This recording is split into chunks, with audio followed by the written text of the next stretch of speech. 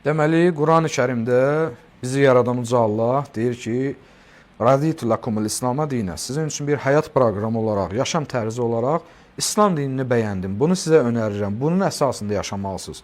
Əlhamdülillah, Azərbaycan milləti də 1000 ildən çoxdur ki, öz milli mənəvi dəyərləri, kulturasını bu İslam dininin buyurduqları əsasında formalaşdırmışdı. Şükür Allah, gözəl də yaşayırdıq. Azərbaycanın mədəniyyətində, dəyərlərində qadına qarşı hörmət var idi, müəllimə qarşı hörmət var idi, ağsaqqala, ağbirçəyə hörmət var idi, kiçiyə qayğı var idi, fəqrin əlindən tuturdular. Bizdə belə bir deyim var, əl tutmaq əldən qalıb. Başqa hansı bir mədəniyyətdə siz bunu görə bilərsiniz? Bu günləri bizim bu dəyərlərimizi sual altına aparırlar. Müxtəlif ünvanlarla çıxıblar ortaya. Biri jurnalist deyir özünə, biri siyasi ekspert deyir özünə, biri psixoloq deyir özünə. Çıxıblar ancaq bizim dəyərlərimizi ki, İslamdan əsaslanırdı, bunu vurmağa çalışırlar. Azərbaycanın milli mənəvi dəyərlərini məhv edib aradan aparırlar. Axı sən bir millətin dəyərini aradan aparanda o millət məhvə doğru gedir. Bir halda ki, İslam dini bizə deyir ki, Uca Allah bizə deyir İslam dinində ki, gündə 5 dəfə dəstəmaz al, cismini paklaşdır. Cismi paklıq lazımdır sənə. Gündə 5 dəfə yaradanının qarşısında səcdəyə get, namaz qıl, ruhunu paklaşdır.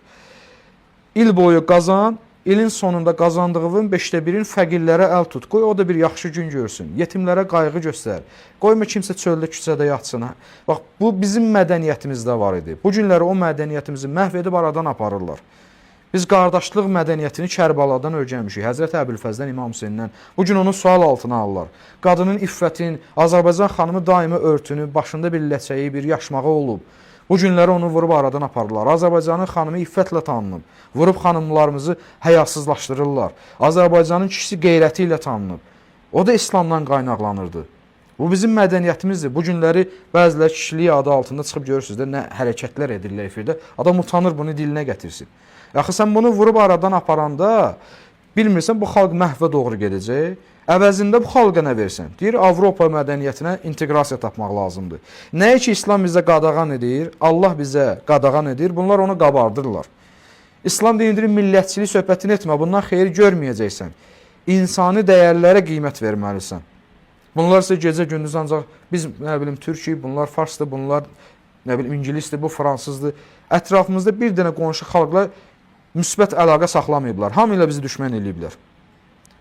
Gecə-gündüzdə sözləri budur ki, Avropaya, Amerikaya, Qərbə inteqrasiya tapmaq lazımdır. Qərbin gününü görürük də, nə bir qadına dəyər var orada, nə bir ağsaqqala, ağbirçəyə hörmət var orada, nə ailə daxili dəyərlər var orada. Küçədə bunlar ayaq yoluna gedirlər. Avropaya səfərə gedənlər görürlər özləri. Küçənin ortasında ayaq yoluna gedirlər. Bu necə mədəniyyətdir? Biz buna inteqrasiya tapaq.